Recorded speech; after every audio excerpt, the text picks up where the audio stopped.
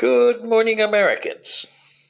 This is your favorite alien on the morning of Sunday, October 15th, huh?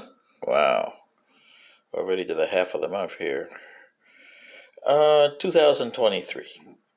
Today I got a special commentary directed at the Secretary General of the United Nations.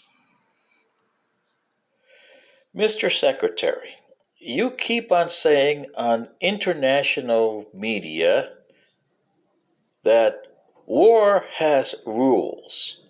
Why are you spreading that kind of misunderstanding and misinformation? There is no rules in war. If you had that, then the Germans wouldn't have had World War II the way they had, and the Allies wouldn't have bombed the hell out of Dresden or Tokyo or set the two nuclear bombs in Hiroshima and Nagasaki. Do you understand me, Secretary General? War is only thought for two things. I want to annihilate you out of existence, and the other half, I want to survive. When are you going to tell the people of this planet, as the United Nations Secretary General, the truth? And that is the absolute, unbearing truth. You're going to blame Israel for going into Gaza and the Palestinians. Boy, how can you do that?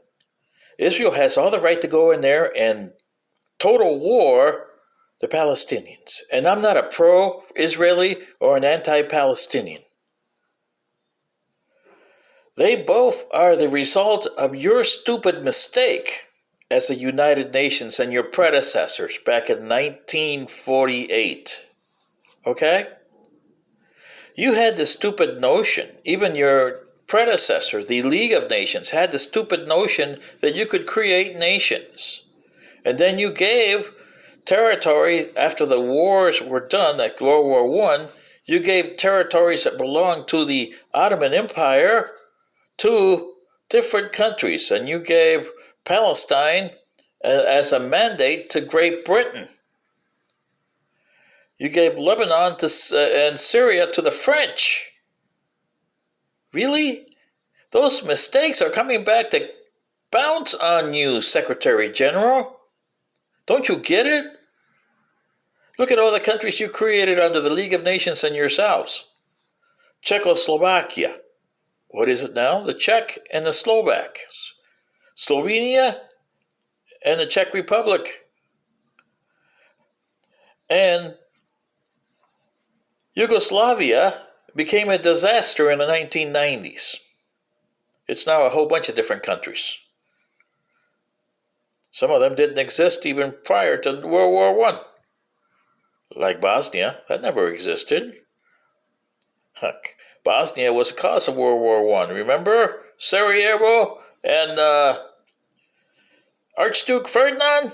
Oh, you don't hear that, do you, Mr. Secretary General?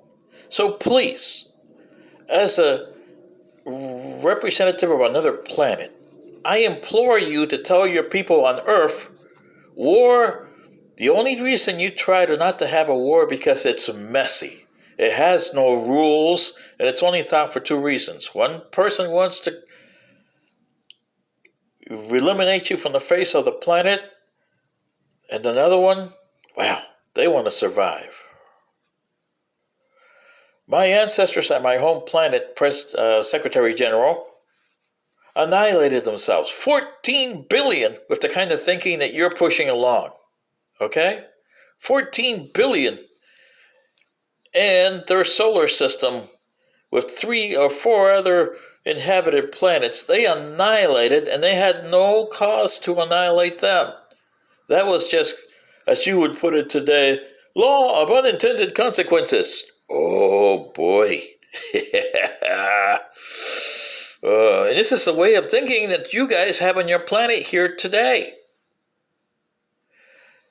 What you should do is go as a United Nations and tell Hamas and tell Iran, tell Hezbollah, Israel has a right to exist. We made a mistake decades ago, but we can't change it. It's there now. The Palestinians are there now. They have a right to exist.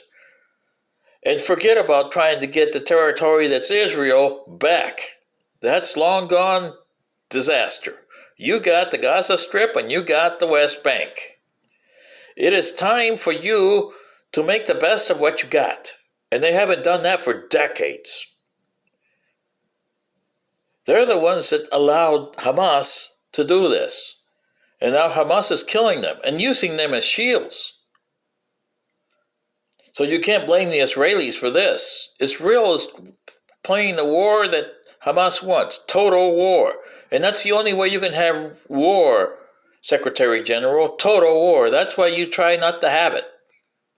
Because it is messy, it is disgusting, and inhumane. Okay?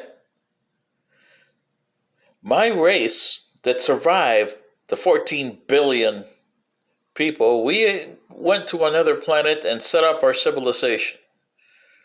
But the race that's going to eventually destroy you here in about 40 years or so, they hate humanoids, especially you, because their home planet was Earth before you even existed on your father's eyes.